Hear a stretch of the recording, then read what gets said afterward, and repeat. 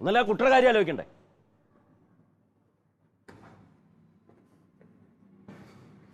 എടുത്ത് ചാടിയിട്ട് ഓരോന്നങ്ങോട്ട് ചെയ്യാൻ.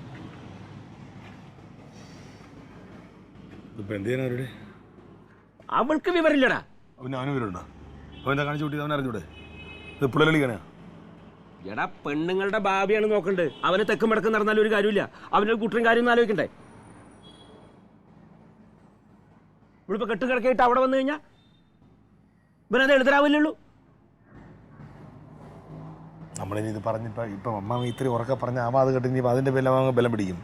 പയ്യെ പറഞ്ഞാൽ മതി, നമുക്ക് കാര്യം മനസ്സിലായി. ഇനിയിപ്പോൾ ഞാൻ പറഞ്ഞ ഇത്രയേ ഉള്ളത്. നമ്മൾ ഈ തിരിച്ചറിവില്ലെങ്കിൽ എന്ത് ചെയ്യാൻ പറ്റും? ഇതേ ക്ഷമിക്കണേനൊരു പരിധിയില്ലേ? അല്ല, ഇതിപ്പം അവൾ ഇവിടെ നിൽക്കണോണ്ട് എനിക്ക് കുഴപ്പമൊന്നുമില്ല. അവൾക്കിപ്പോൾ ചിലവിനോട് ഞാൻ തന്നെയല്ലേ കൊടുക്കുന്നത്. എത്ര കാലം? പക്ഷെ വേറൊരു കാര്യമുണ്ട്. ഈ പറഞ്ഞ കണക്ക് രണ്ടും രണ്ടായിട്ട് പോയാലേ കൊച്ചിൻ്റെ ഭാവി നോക്കണ്ടേ നമുക്ക്? കൊച്ചിനാരുണ്ട്? അച്ഛനെന്ന് പറയാൻ ആൾ വേണ്ടേ? അങ്ങനെ ആൾ വേണമെന്ന് പറഞ്ഞു കഴിഞ്ഞാൽ തോന്നിയാസിനെ കൂട്ടിക്കുക.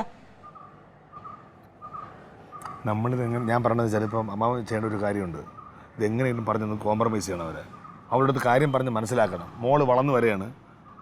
ഇനി നാളെ ആളുകൾ കണ്ട് ഓരോന്ന് പറയിപ്പിക്കരുത്. അത് നീ ഇവള് എന്നും വീട്ടിൽ എന്നും നമുക്ക് ദോഷം വരുത്തിച്ചിട്ടുള്ളൂ. ഇഷ്ടത്തിന് ഇറങ്ങി പോയിട്ടുള്ള കാര്യമാണിത്. പറഞ്ഞിട്ട് കാര്യമില്ല. അത് നീ ടെൻഷൻ അടിക്കണ്ട. അതൊക്കെ ഇപ്പം ഇന്നേരം തുടങ്ങിയതല്ലോ. എപ്പോഴുള്ള പണിയല്ലേ? ഞാൻ പറഞ്ഞോളാം. നീ എനിക്കിനി ദേഷ്യം വരും. ഇവിടുന്ന് രണ്ടെണ്ണത്തിന് ഞാൻ കൊടുക്കും. അതുകൊണ്ട് ഞാൻ ഇപ്പോൾ ഒരു കാര്യം, ഞാൻ എന്തായാലും പുറത്തേക്ക് പോകാം. അപ്പോൾ ഓഫീസിലേക്ക് പോവാണ്. അമ്മ ഒന്ന് മാന്യമായിട്ട് കാര്യങ്ങൾ പറഞ്ഞ് മനസ്സിലാക്കി ഒരു തീരുമാനം എടുക്കണം. ഒരു തീരുമാനം മനസ്സിലായില്ലേ? അത് അങ്ങനെ വിട്ടാൻ പറ്റില്ല. ഒരു തീരുമാനം ഉണ്ടാവണം. ചുമ്മാ